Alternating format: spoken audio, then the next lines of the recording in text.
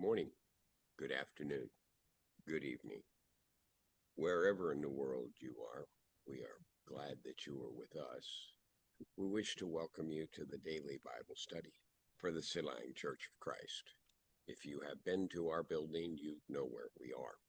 If, on the other hand, you are joining us from someplace else in the world or someplace else in the Philippines, we are located in the city of Silang, Cavite, Philippines, on Aguinaldo Highway at kilometer 42. That makes us about 30 miles or 50 kilometers south of downtown Manila. We are glad that you are with us, and we hope that our study of God's Word is of benefit to you today.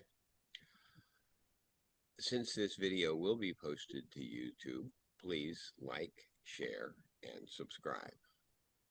As we continue our study of equipping the saints, and we were looking at goal setting, today we're going to look at how goals release individual gifts. You see, when goals are established within a congregation, individuals have to reach deep within themselves to discover hidden talents and abilities. These talents are not accidental human traits, nor are they mere natural inclinations.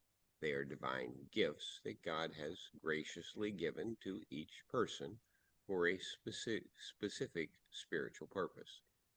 Left without a vision, a challenge, or a target, these spiritual gifts often lie dormant or unused beneath the surface of daily routine. Goals serve as a catalyst that helps people identify these gifts, cultivate these gifts with care, and actively use them in faithful service to God and to their fellow humans. When an entire congregation works together to establish clear goals and actively accomplish these goals, a whole membership goes gift seeking. Everyone begins looking for practical ways that they can contribute their time, energy, and unique abilities. Everyone discovers that they can do to build up the church and to serve their community. Healthy, thriving churches are goal-setting churches because they realize that goal setting is simply intentionally stewarding the gifts of God. And God has placed gifts within every individual and therefore within every congregation. Goals establish where we are going and why are we going there. If we do not know where we are going, we will wander about aimlessly and never know when we have arrived at our destination. A church or organization that operates without clear goals behaves much like a ship without a rudder, driven about by changing circumstances rather than directed by divine vision and purpose. Goals are like a spiritual compass. They point us continuously in the direction we must be going. Furthermore, we know that when we get what we want to go, we can realize it. If we establish a measuring rule by which to judge our progress.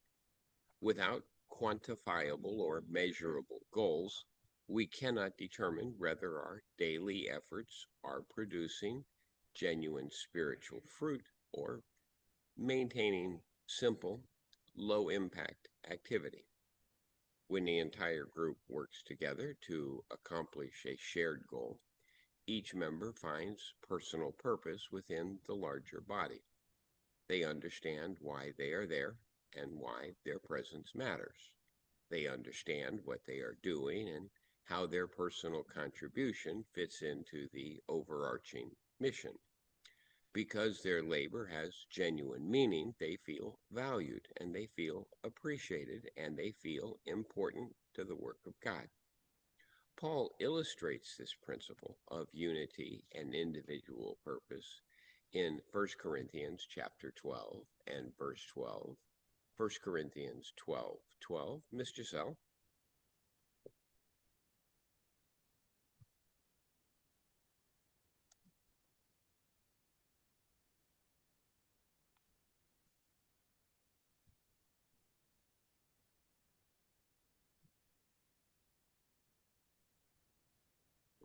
First Corinthians chapter 12, verse 12.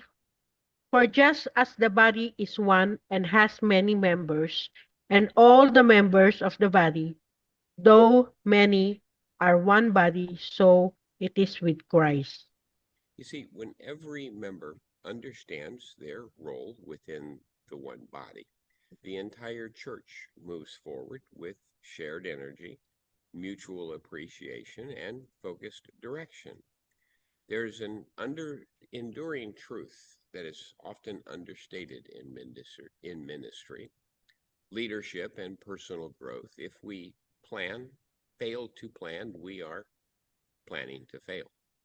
Setting goals forces us to make deliberate, prayerful plans that take us out of short term thinking and carry us confidently into the future that God has prepared for us.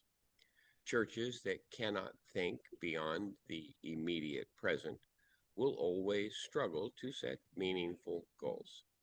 They become stuck in a frustrating cycle of constant reaction, absorbed entirely by their present needs or an unexpected crisis and basic maintenance. Because they cannot look beyond where they stand today, they fail to build a strong spiritual and practical foundation for tomorrow.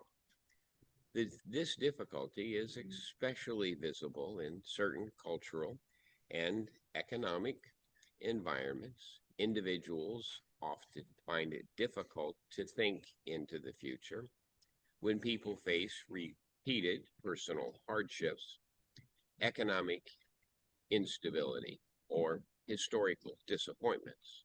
They can easily become fatalistic about tomorrow. They assume that past failures and present struggles will always dictate their future results. However, when a church or an individual chooses to sit down, seek God's guidance, and draw up specific, actionable goals, hope and genuine excitement are naturally generated not just within the individual, but within the entire membership. Goals break the cycle of defeat and resignation by giving people something meaningful to anticipate and to labor for. Goals create hope. Hope creates energy. Energy creates decisive action, and action produces real, lasting transformation. Goals become the central focus around which we can organize our individual lives and our collective activity. Disorganized groups rarely establish goals because they lack structure and they lack discipline. And both structure and discipline are required to pursue goals. Conversely, committing to a goal forces an individual or a group to abandon confusion and embrace order. A valid goal is not simply a wish, nor is it a dream, nor is it a vague statement of someone hopes might happen someday. It is a planned draft, put down clearly on paper, that outlines what is desired and details step by step how that which is desired will actually be accomplished. It translates abstract good intentions into concrete operational steps that everyone should follow. If a church will establish real goals, doing so will naturally force the congregation to organize itself for effective action. Ministries align with schedules. Leadership teams define their role, and the resources are allocated with wisdom and precision.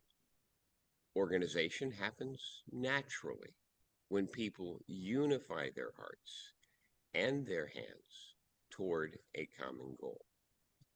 Goals force us to evaluate our progress and examine the quality of our work continually.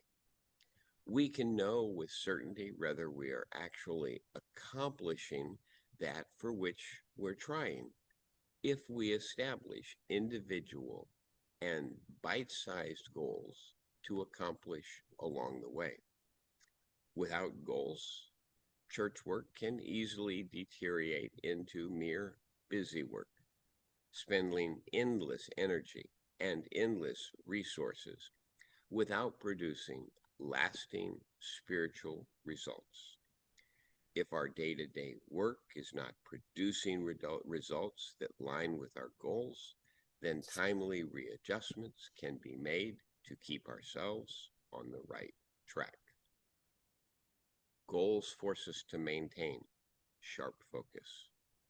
When we focus on what truly matters to God's mission, we are empowered to set aside trivial distractions and unnecessary conflicts and the spiritual clutter that can waste our time and our energy. Goals establish a clear measuring rule and a firm timetable for our work. They give a step-by-step framework to evaluate our progress. As we evaluate our progress for the Lord, we must do so in an honest and transparent manner. When we evaluate our progress and we discover that we have reached a certain predetermined measure of work, the entire congregation is encouraged to work even harder. Achieving smaller milestones prove that victory is possible through faith and teamwork. Everyone becomes confident that the larger, overreaching goals can be reached when every person in the group participates faithfully. Paul highlights this biblical necessity of our constant self-evaluation in 2 Corinthians chapter 13 and verse 5. 2 Corinthians chapter 13, verse 5. Miss Eileen?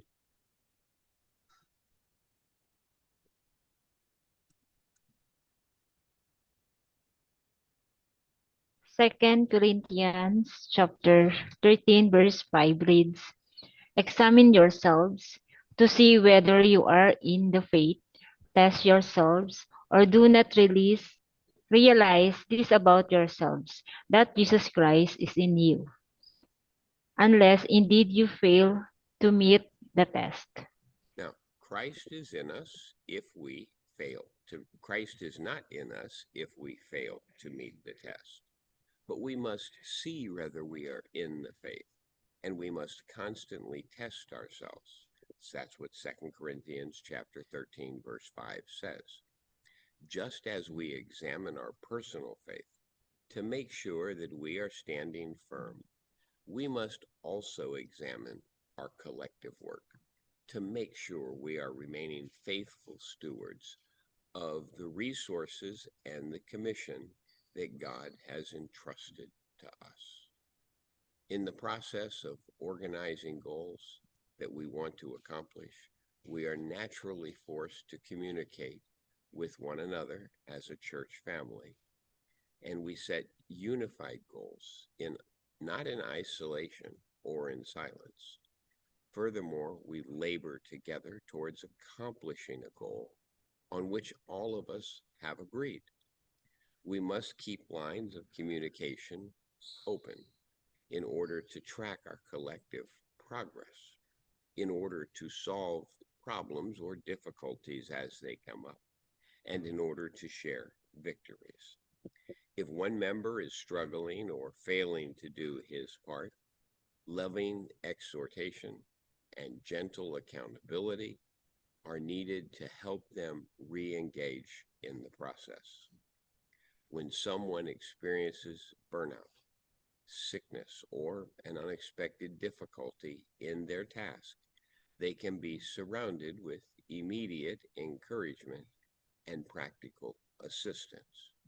When a church works together to accomplish established goals, the entire congregation begins to talk and pray and collaborate with authentic Christian unity. In setting clear goals, our expectations of one another's performance, our expectations of each other's commitment, and our expectations of that responsibility are clearly defined. Vague expectations breed frustration, they breed resentment, and they breed misunderstandings among brethren. Goals remove harmful guesswork by defining who is responsible for what task, when that task should be completed, and how it contributes to the whole of the group. We learn to expect from one another that each person is gifted, and we learn what they are gifted to do. One talent individuals are not expected to perform the work of a 10 talent individual, nor should this person be made to feel inferior because their contribution may look different or smaller. However, every single person is expected to assume his or her personal responsibility in accomplishing the common goals of the group. Setting biblical goals is ultimately an exercise in practical faith. When we set goals that require us to push beyond our current human wisdom and our natural abilities, we create space for God to demonstrate his supernatural power and his provision. A faithful goal balances practical human planning with total prayerful reliance on divine intervention. When a church steps out in faith, when they step out in faith together, setting clear goals, establishing wise steps, and working in harmony, God honors their unity and their diligence. By defining our targets clearly, organizing our labor wisely, evaluating our steps regularly, and encourage one another daily, we change from passive spectators into active co-workers in God's kingdom. Through this intentional process, every hidden talent is released. Every spiritual gift is activated, and the whole body of Christ is lifted up in love and effectiveness. 1 Peter chapter 4, verse 10. 1 Peter chapter 4, verse 10. Fred?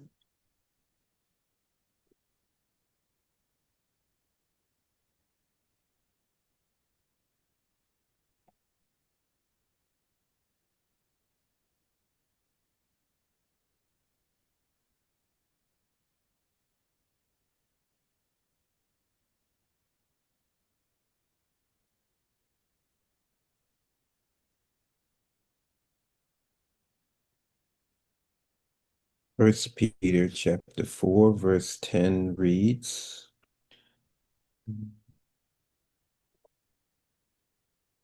each one should use whatever gift he has received to serve others, faithfully administering God's grace in its various forms. Okay, so what is a gift? What is a gift?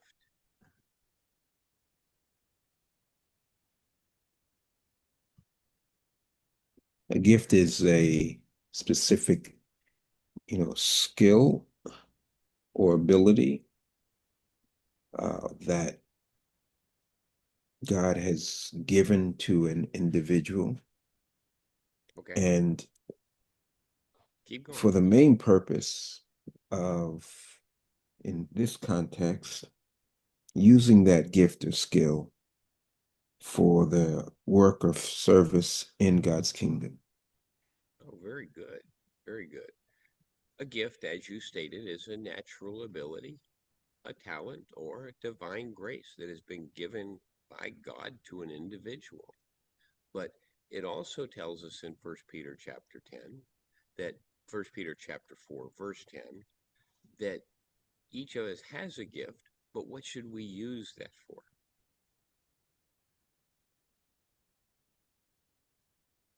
To serve others. To serve others. Too many people, in my opinion, have gifts, and what do they use their gifts to do?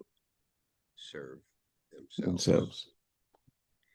Jeremiah chapter 29, Jeremiah chapter 29, verse 11. Rochelle?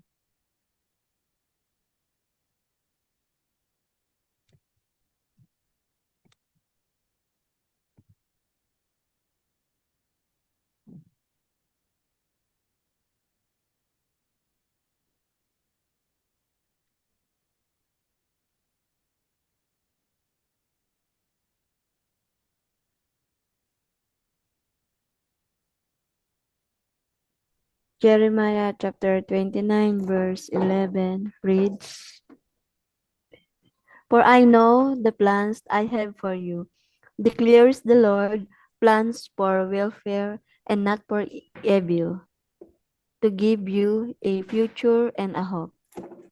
Okay, in Jeremiah chapter 29, verse 11, God tells us he's going to give us a future and a hope. What is a future? What is a future? I had a question. Go ahead, Fred. I thought in a previous lesson you had pointed out, He's maybe I actually haven't correct. speaking to the people of Israel here. That is 100% correct. Okay. But he promised them a future. What is a future?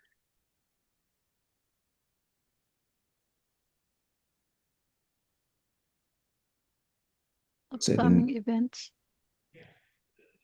Confidence? Okay. What else? Future, No, that's Farley. She said event, future events. Oh, okay. What is a future, Furley? I'll be quiet now. Upcoming events, sir. Okay, very good. Upcoming events. Now, to make it textbook clear, future is the time or period that follows the present. It's a hopeful expectation of what lies ahead under God's sovereign care and direction. As long as we stay yielded to God, we should have a future. And Fred, you're 100% correct. The reason I pointed that out in a previous class, that he was speaking to Israel, that does not mean that we do not have a future. But too many people use this Jeremiah 29:11 out of context and want to apply it to their life. It's much the same as you will see, I can do all things through Christ who strengthens me. Does that mean you can bench press 300 pounds? No, but that's not what Paul is referring to there. In Jeremiah 29:11, we are promised a future. But the direct application is, he's speaking to the people of Israel who had been taken into captivity. And he told them to build a home, to marry their sons and daughters, because they were going to be here 70 years. If today, and let's even use, we will use everybody in the room, 70 years from today, Fred, will you be alive? no. Okay. Baby girl, I don't. 70 years from today, will you be alive? Maybe, sir. What's that? I don't know if What will you look like in 70 years? I think I'm dead. Okay, so there's the reality. When the people of Israel were taken into captivity for 70 years, and the false prophets were telling them, don't build a house, don't make permanent roots, don't marry your sons or daughters, because God's going to come rescue us tomorrow. That's not the punishment God was giving them. Why was he telling them? Because they would have a future. Does tomorrow mean that our future is going to be what we want it to be? And the answer to that is probably not. Thank you, Fred. I am glad that you asked that question. 1 Corinthians chapter 14, 1 Corinthians chapter 14 and verse 40. Could I ask another Go ahead, question? Fred.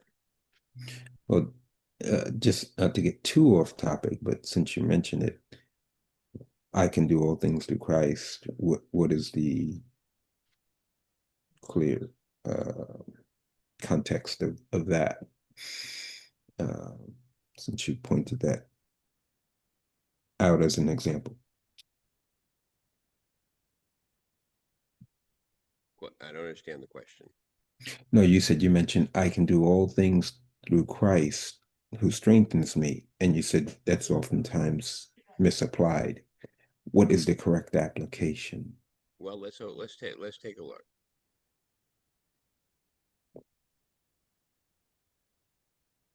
Not that I'm disagreeing with you, I just since you mentioned it, I wanted to close that loop. Okay, go to Philippians chapter 4, verse 13.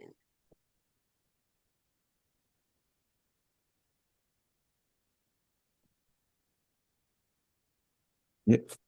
Philippians chapter 4, verse 13 says, I can do everything through him who strengthens me. Okay, now let me figure out what the pericope is here.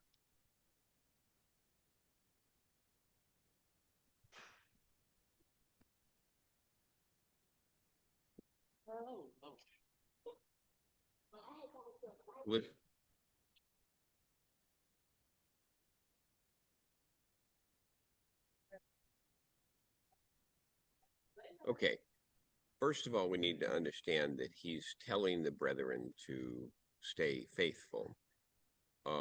Let's back it up to verse 10, and we'll pass the reading around. Philippians chapter 4. Start us in verse 10, Pearlie.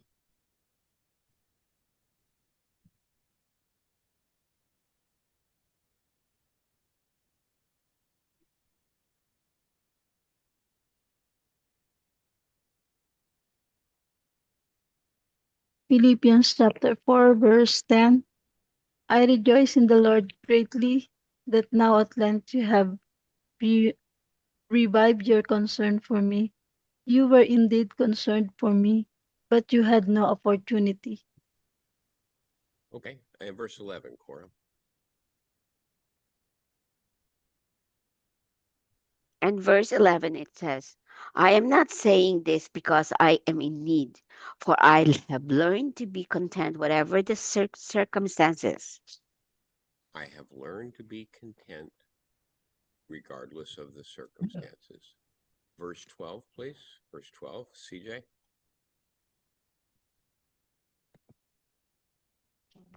Verse 12 reads, I know how to be brought low, and I know how to abound in any and every circumstance. I have learned that secret of facing plenty and hunger, abundance and need.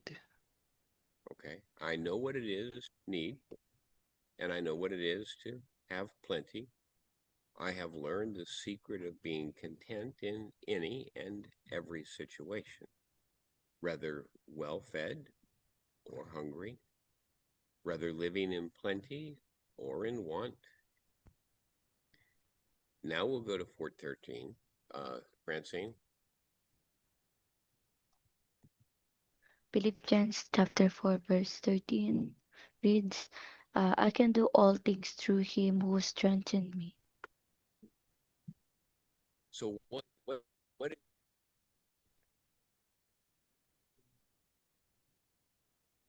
Say it again, you got cut off. what to Philippians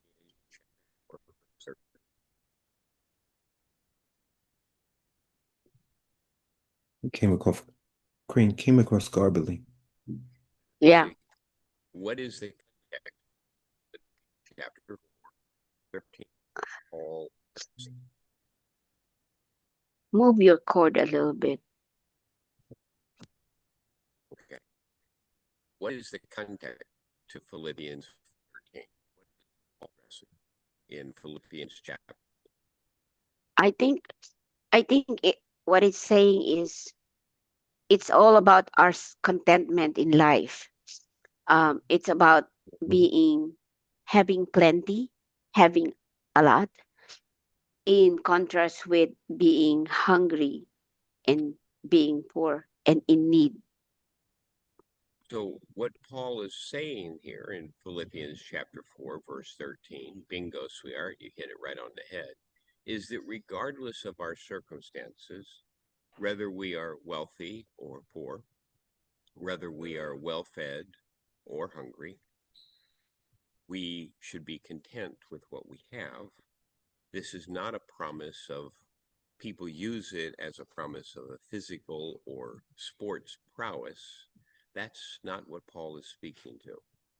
Paul is speaking to a contentment with the situation such as it is, not being, what he's actually telling people not to do is be desirous. That this is a, Philippians chapter 4 is here speaking about envy or lust. To be appreciative of what we have, because each of us have so many blessings that we tend to take for granted on a daily basis. Why? Because human nature is such that we're always focused on what we don't have. I'll pick Miss Cora since we're here. Giselle, does Miss Cora have a nice car? You didn't see my car. Yes. Yes. What if she was upset because she don't have a Mercedes? What, sir? What if she was upset because she doesn't have a Mercedes? She is upset, sir, sir, ma'am. Sir, What if? maybe what if? Because she wants to have a Mercedes-Benz car. Okay, So I she think was upset. I think what you mean is, I think what you mean is being content. You already have a car, so you don't have to go aim for some more if it's not really needed. Mhm. Is that what it is? Contentment. That's what I was trying to go Contentment. for, sweetheart. Content But with what we have. uh-huh. Yeah, and if I can may add a Go quick ahead, Greg. example. So, I live in the United States, and a lot of people live in abundance. But I remember going to Santo Domingo Yes. one vacation and visiting area where people lived in extreme poverty, Poverty. like I guess the slums where they lived in cardboard boxes and things of that nature.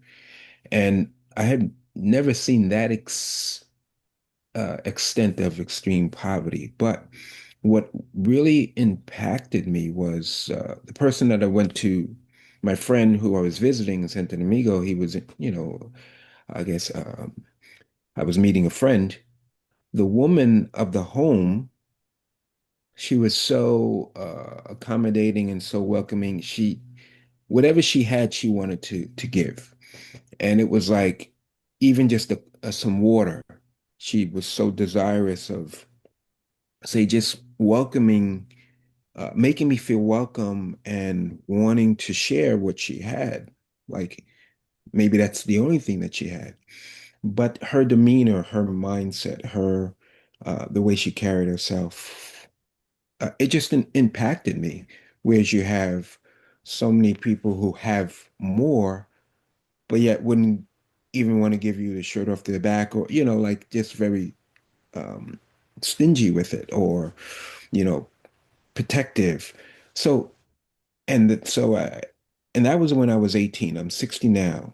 That I had that experience when I was like 18, and it's been a lasting experience. So when I read this verse, that's what oftentimes I think of is no matter how bad you may think your situation is, someone is much worse off, And you have an opportunity to decide what your mindset is in the present situation. So that's always has And that's actually impacted what me. Paul is addressing in Right. Philippians chapter 4, verse 13. Exactly. That's why I was saying sharing it as a living example. Right. And but pay attention to those around you and see how they misuse Philippians 4:13. Right. Right. Yeah, it makes sense. And we're 6 minutes over, so sorry about that, guys. Mm.